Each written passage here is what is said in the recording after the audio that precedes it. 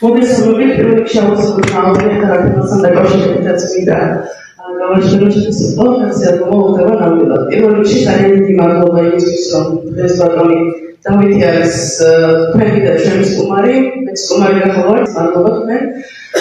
დროებით შეხვედრისთვის და ალბათ უპირატე იქნება ნებისმიერი შეხვედრა ბატონ დავითთან, თუკი გავაჩერებთ იქიდან, რომ ის ახალ საქართველოს სახელმწიფო ჰიმნის ტექსტის ავტორი.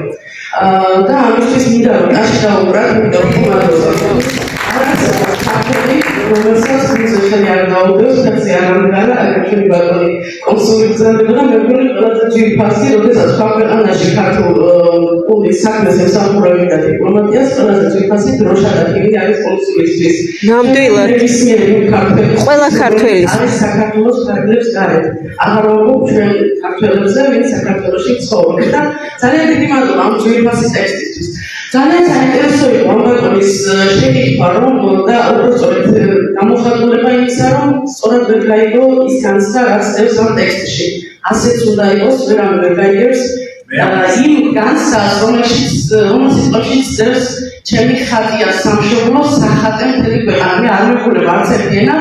მსოფლიოში რომელ ენაზე ზუსტად იგივე განცდით გადაიქარგება ეს სიტყვები.